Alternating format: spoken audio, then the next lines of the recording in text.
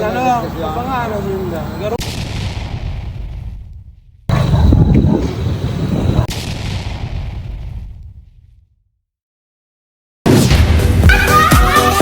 Welcome to All Is Life.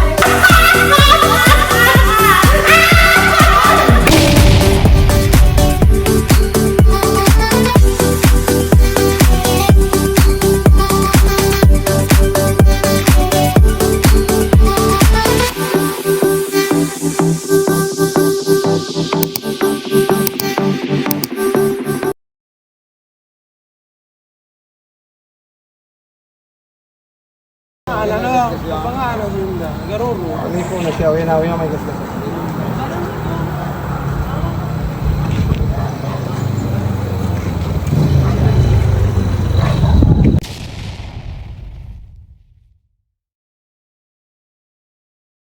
Hello, Olinatics. This is your ultimate real life Santa Claus, Santa Oli.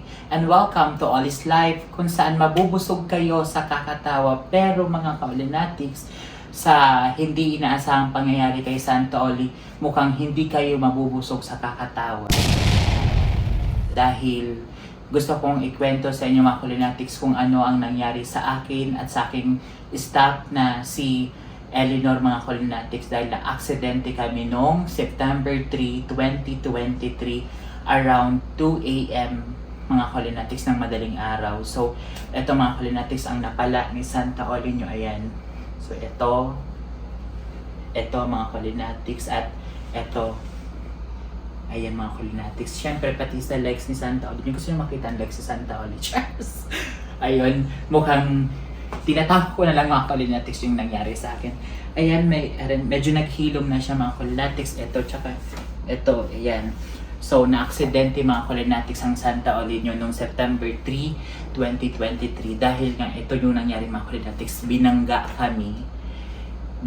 kami ng motor mga ka-Olinatics na sa hindi inaasahang pangyari. Itago na lang natin siya sa pangalang Ben. Yung nakabangga sa amin mga ka-Olinatics ay si Ben. Ito, ikikwento ko sa inyo mga ka-Olinatics ha. Galing kami dito sa aking bahay, dito sa bahay, pauwi kami doon sa isang bahay. Ngayon mga ka-Olinatics, habang pauwi kami noon around 2 a.m., dito kami dumaan sa Rizal, dyan sa highway sa Rizal. Paglagpas namin mga ka-Olinatics ng Shell, next ng Shell, di ba mga ka-Olinatics ay Oro na. So, dyan banda sa may Oro, kung hindi ako nagkakamali mga ka-Olinatics, may isa dyan talagang motor na nakasabayan ko sa pag-drive ko. Ngayon, nag-overtake ako doon mga ka-Olinatics sa isang motor. So, wala talaga akong nakita galing dito sa Rizal, sa may dait na grupo ng mga motorista na galing sa Puro ata, kung hindi ako nagkakamali. Galing ata sila sa Puro at nagsiinuman sila mga ka-Olinatics. So, ayun, nag-overtake ako doon sa isang motorista. Dahil nga mga ka-Olinatics, papasok na ako ng DCGB dito banda sa may Sampaguita. So, nag-overtake ako doon mga ka-Olinatics. Pag overtake ko doon, nag-signal light na ako. Hindi ko na in-stop yung signal light ko mga ka-Olinatics kasi nga, papasok na ako ng DCGB. Pagliko ko ng ganun mga ka-Olinatics sa hindi inaasahang pangyayari, bigla na lang kami binangga. Ganun, bam! Talagang ang lakas mga ka-Olinatics. So, yung nangyari mga ka-Olinatics sa amin ni Nor, parang nag-stop ng 2 seconds yung mundo. Yun yung naramdaman ko mga ka-Olinatics. Yung binangga kami ni Ben nga, ni aka Ben, binangga niya kami, bigla talaga mga ka-Olinatics, parang nag-stop yung mundo. Tapos, umikot yung motor mga ka-Olinatics, tapos ang nangyari kay Nor, napunta doon si Nor sa isang side, ako doon naman sa unahan. So, nawala kami mga ka-Olinatics sa motor. Tapos yung motor talaga, sumemplang. So, ito mga ka-Olinatics, medyo may naka-video ako nun mga ka-Olinatics kahit paano panoorin nyo. Ayan. Ano, pangalan yun lang. Garuro. Kami po na siya, uyan may gusto.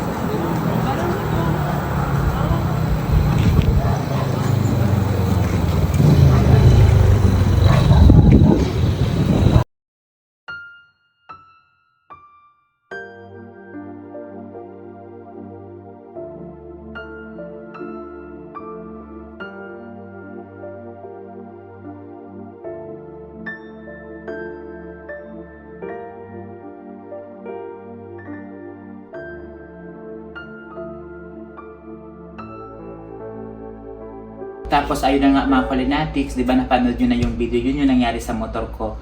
Bumaliktad, ay ama na talaga yung mga Colinatics, umiko talaga yun dun sa highway. Tapos, nang binangga kami nga ni Kuya Ben, bumangga din siya mga Colinatics sa poste. Ayun, kung hindi ako nagkakamali, 4 na motor sila mga Colinatics na magkakasama. Galing ata sila sa Puro at medyo nga mga high. Nakainom kasi sila mga Colinatics. Ito naman si Ben, pakabangga niya sa amin, bumangga din siya mga Colinatics sa poste. So ayun ang nangyari mga Colinatics. Pati rin siya mga Colinatics sugatan. At sinabi ko na lang mga Colinatics, thank God pa rin kami dahil nandyan si Lord at okay kami mga Colinatics. Hindi kami critical. Even si Ben, hindi siya critical mga Colinatics. Mga sugat-sugat lang. Pero, di ba kasi mga Colinatics, yung nakikita natin ng mga aksidente, yung mga unexpected na pangyayari sa atin mga Colinatics, hindi talaga natin alam kung kailan, kung anong oras. So ayun mga Colinatics, thank God, salamat sa Diyos dahil gas-gas lang ang inabot namin ni Nor. Tapos ayun nga mga Colinatics, hindi naman kasi si Santa Olin yung mahirap kausap. So yun, nang nangyari sa aming aksidente yung mga Colinatics, buti na lang, may pulis agad-agad mga Colinatics na nagrespondi sa amin. Kasi, yun, ikwento ko pa to sa inyo mga Colinatics, yung nagda-drive na ako, banda na dito sa may Oro, papunta na yun sa Sampaguita, next DCGB, may nakasalubong talaga kami mga Colinatics na pulis. So, agad-agad yun, yung nangyari yung aksidente, yun nakasalubong namin na pulis, yun na yun nagresponde sa amin. At syempre, tinawagan ko rin ang aking kapatid na si Kuya Junjon at agad-agad naman mga Colinatics nagrespondi siya sa amin. At ang aking kumare na si Kumaring Georgia, maraming salamat sa inyo at isang tawag lang agad-agad nandun na sila sa amin sa nangyari sa amin mga Colinatics kung saan kami nabangga nga. So ayun mga Colinatics, nung nandun na yung police, tumawag agad ang ambulance, tapos dinala kami sa hospital para nga i-check kung ano nangyari sa amin, baka may fracture kami. So nag-request kami kay Nor mga Colinatics na sana ipa-x-ray. So agad-agad naman, nagbigay naman to si Ben ng pang-pa-x-ray kay Nor kasi ang sakit nito ni Nor, yun yung naramdaman niya nung nangyari yung aksidente, masakit daw yung balakang niya hanggang kinabukasan, hanggang the next day, ang sakit pa rin. So we decided na ipa-x-ray na yun mga Colinatics at yun nga napag-usapan namin sa police station na lahat ng expenses ay sasagutin ni Ben. Yung lahat ng damages kasi mga Colinatics, hindi lang yung magandang balat ni Santa Olin ang nadamage. Charles! Nakuha mo pa Santa Olin ito magbiro. Charles. Kasi ano yan mga Colinatics, ang problema, pagsubok, tawanan na lang natin kasi ayun nga, unexpected yung nangyari sa amin ni Nor. Hindi naman natin alam talaga kung kailan yung darating sa ating buhay. So, ang napag-settle kasi, hindi naman nga ako mga Colinatics mabigat kausap. Ang settlement na lang na hiningi ko is si Kuya Ben, lahat ng hospital bill, yung motor ko ipapayos niya. Yun napag-usapan namin mga Colinatics. Hanggat hindi niya kami napapagamot at napapaayos yung motor, naka-hold yung motor niya mga Colinatics sa police station. Yun yung napag-usapan namin dun sa police station. So, okay naman siya kausap mga Colinatics kasi yun nga, lasing siya at nakabangga siya. Yun yung pinakarason kung bakit magbabayad siya sa mga damages na ginawa niya sa amin mga Colinatics. So, yun na pag-usapan namin. Kaya, agad-agad din naman siya nag-okay na babayaran niya na lang yung hospital bill namin, yung damage niya dun sa motor, ipapaayos niya. So, kinabukasan ng mga Colinatics, ikwento ko lang sa inyo, yung September 3 ng hapon, pumunta agad-agad kami sa hospital. Pagbalik namin doon, wala daw na x-ray. So hello mga Colinatics, nandito kami ngayon sa Danchuling Hospital para ipa-x-ray si Nor dahil sa nangyari nga sa amin mga Colinatics. So kaya kailangan ni Nor magpa-x-ray dahil hanggang ngayon ang sakit pa rin ang likod niya dito banda sa puwetan. So para for the peace of mind naglahat, kaya magpapa-x-ray kami mga Colinatics. Nagbigay naman si Kuya mga Colinatics ng pang-pa-x-ray, kaya thank you kay Kuya. So ayun nga mga Colinatics, kakatapos lang namin ni Nor magpa-x-ray. Kakatapos lang ni Nor magpa-x-ray. Papunta na po kami dun sa doktor ni Nor upang ipakita kung ano nga ang result ng kanyang x-ray. So samahan nyo pa rin kami mga Colinatics. Bye-bye! Sa imo So bumalik nga kami mga Colinatics dito sa Legazpi City Hospital upang ipabasa sa doktor ni Nor yung result ng kanyang x-ray. So mga Colinatics, kung makikita nyo, ayan, kasama namin ang aming kumare. Hi! Hi mga Hi mga kakumare! Charles. So ayan mga Colinatics, ito yun ang pala ni Santa Oli nyo. Ayan, so ayan. So meron pa yan mga Colinatics sa legs. Kaya keep safe sa lahat, lalong-lalo na sa mga motorista. Mag-ingat-ingat po tayo sa pagmamaneho. Ano, mabagyan ka na rin.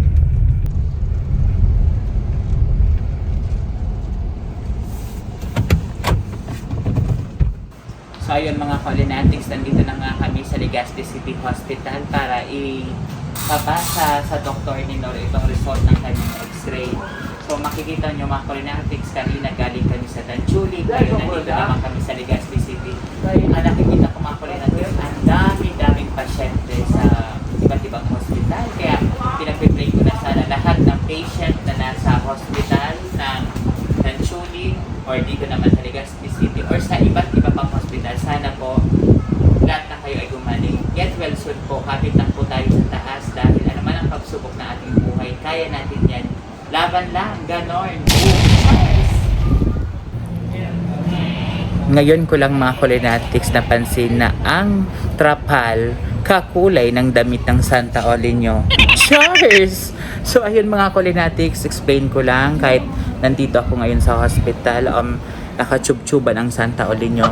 Hindi to mga Colinatics sa paglalande. Cheers!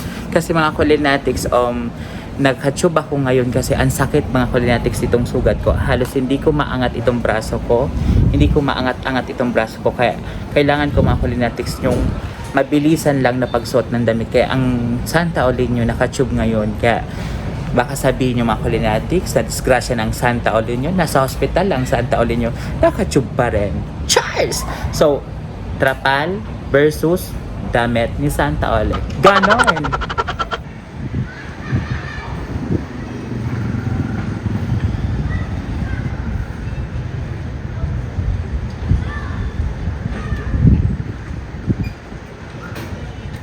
Hello mga kakumare, mag-a-advise lang po ang inyong kumaring Joya sa mga motorista, maging motor, kotse, or jeep or bus na mag-iingat po sa pagmamaneho.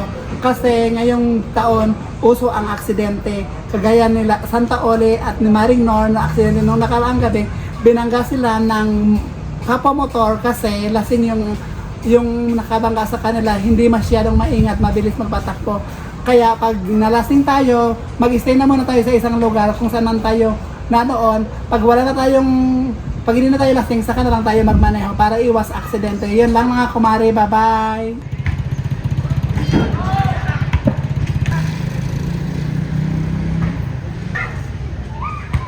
So, pinabalik kami ng Monday. So, na-x-ray si Nor, September 4 na siya mga Colinatics na x-ray.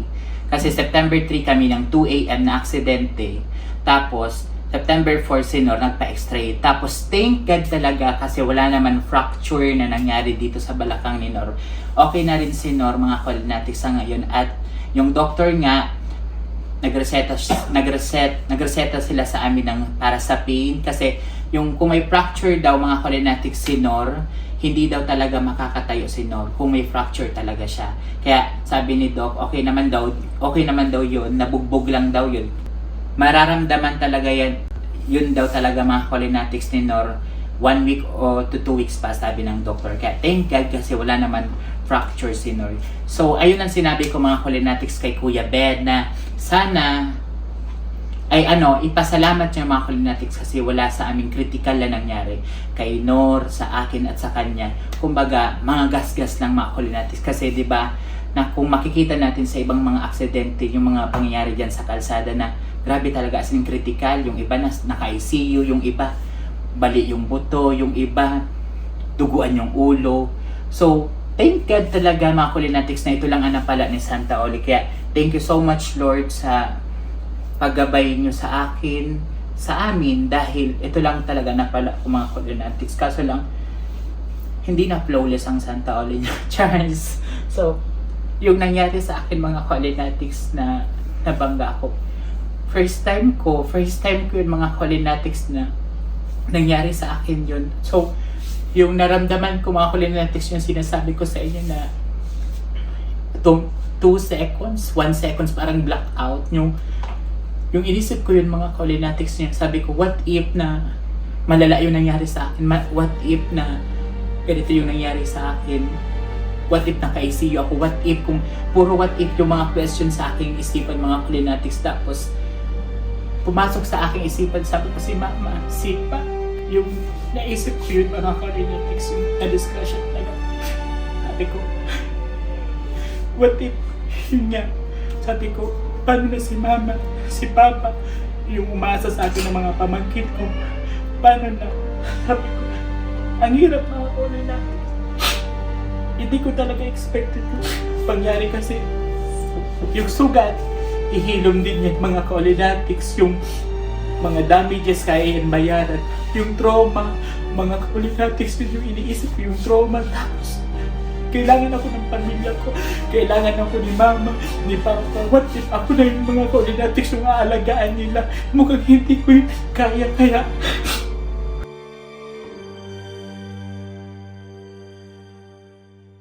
Kaya sa mga motorista dyan, yung mga driver, yung nagda-drive ng motor, jeep, kotse, or kung ano pa ang dinadrive nyo, please po, keep safe. Safety first po muna tayo kasi hindi po natin alam talaga kung kailan yung disgrasya na darating sa ating buhay. Hindi natin alam kung kailan, kung anong oras. Kaya advice ko po sa lahat, lalong-lalo na sa mga nagmamaneho na nakainom na, please po, kung tayo po ay nakainom na, hindi na natin kaya mag-drive, huwag na po tayo mag-drive. Huwag na po natin pilitin yung sarili natin na mag-drive kasi tayo lang po ang mapapahamak. Pwede naman po tayong makitulog sa mga kaibigan natin kung doon po tayo uminom, or pwede naman po tayo mga Colinatics na kung sa bar kayo uminom, meron naman atang space doon para sabihin nyo sa may-ari na makitulog muna, magkape. Ang daming paraan para ma-lessen yung para ma-lessen mga Colinatics yung pagkalasing natin. Kaya dahil lagi nating ilagay sa ating isip na may uuwian tayong pamilya at kailangan nila tayo. Kaya yan po ang advice ko sa lahat ng mga motorista, nagmamaneho, o ano pa man ang minamaneho nyo sa kalsada, na please, safety first po tayo kasi hindi po natin alam kung kailan ang disgrasya. Kaya mga Colinatics, pasensya na kung ngayong week talaga hindi ako nakapag-vlog, na hindi ako nakapagbigay ngiti, saya at blessing sa aking kapwa. Actually, marami mga Colinatics na dapat pupuntahan sa Santa Olin, yung may taga-tula-tula, Malilipot, Bakakay, Daraga. Naka-line up na sana yun mga Colinatics, kaso lang talagang ngayon kailangan ni Santa Olin yung magpagaling muna. Sa ngayon mga Colinatics, medyo may kirot pa naman akong nararamdaman. Sa ngayon, kailangan ko lang talaga mga Colinatics magpahinga, pahilumin tong mga sugat na to, na sa ganon, next week, tuloy-tuloy na ang pamamahagi ni Santa Olin yung ngiti, saya at blessing sa aking kapwa. So, again and again, Kuya Ben, kung nanonood ka man, sana mapanood mo talaga tong video na to, na sana maging aral to sa iyo at sa iyong mga barkada, na sa tuwing gigimi kayo, please po, magtira tayo para sa sarili natin, na makauwi tayo sa ating mga tinutuluyang bahay. Or kung hindi na talaga kaya naman magpahinga na muna, kahit saglit lang, na malesen nga yung pagkalasing natin. So ayun mga Colinatics, yun lang, nag-share lang ako kung ano nga nangyari sa amin ni Nor nung last week, September 3. So i-share ko lang yun mga Colinatics sa inyo. Salamat, maraming salamat sa walang sawang pagsuporta nyo kay Santa Oli. So ayan, sa lahat po, mag-ingat po tayo lagi. Araw-araw, mag-ingat po tayo lagi. Salamat galing kay Santa Oli. Always remember, be happy. No bashing, walang nega, and share your blessing. Dahil love na love kayo ni Santa Oli. Even sa'yo, Kuya Ben, love na love ka ni Santa Oli. Oli, don't forget to like, share, and subscribe.